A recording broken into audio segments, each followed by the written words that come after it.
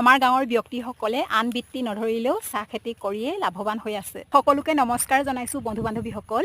আমাৰ গাঁৱত যিসকল চাকৰিজীৱী নহয় আৰু যিসকলে অন্যান্য ব্যৱসায় বাণিজ্য নকৰে, সেইসকল হৈছে ক্ষুদ্ৰ চাহ খেতিয়ক। তেখেতলোকে চাহ উৎপাদন কৰে। মই একোখন চাহ বাগিচাৰ বাৰীতে থিয় হৈ আছোঁ। আমাৰ ঘৰৰ কাষৰে হয়, তাকে বোলো আপোনালোকক পৰিৱেশটো দেখুৱাই দিওঁ। বহুত সুন্দৰ, এইফালে খুব ধুনীয়াকৈ গছ গছনিবিলাক আছে কাষে কাষে। আৰু এইখন চাহ বাগিচা ক্ষুদ্ৰ খেতিয়কৰ হয়, কোনো ধৰণৰ কোম্পানীৰ নহয় বা ডাঙৰ ব্যৱসায়ীৰো নহয়, আমাৰ গাঁৱৰে ক্ষুদ্ৰ খেতিয়কৰ হয়। দেখিলেনে বাৰীখন বহুত সুন্দৰকৈ পাতিছে।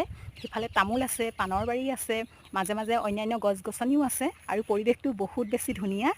মই যিমান ধুনীয়া দেখিছোঁ, হয়তো মোৰ মোবাইলত সিমান ধুনীয়া নুঠিবও পাৰে, কাৰণ মোৰ মোবাইলটো বহুত বেছি দামীও নহয়, পিকচাৰ কোৱালিটিও হয়তো বহুত বেছি ভাল নহয়। তাকে চলাই আছোঁ আৰু যি উঠিছে তাকে দেখুৱাইছোঁ। আৰু চাওকচোন ইমান সুন্দৰ সেউজীয়া এটা পৰিৱেশ। আৰু আমাৰ গাঁওখনত মানে ইয়াতকৈ বেছি কি লাগি আছে আৰু সেউজীয়া পৰিৱেশ বিচাৰিবলৈ গৈ। সকলোৱে গৰম উঠিলে, চোকা ৰ'দ দিলে, এনেকুৱা ধৰণৰ চাহ বাগিচাৰ যিবিলাক ডাঙৰ ডাঙৰ গছ গছনি আছে তাৰ তলতে বহুতো কৃষকে জিৰাই চাহ তামোল পাণ খায় আৰু বহু ধৰণৰ কথাৰ আড্ডা মাৰে।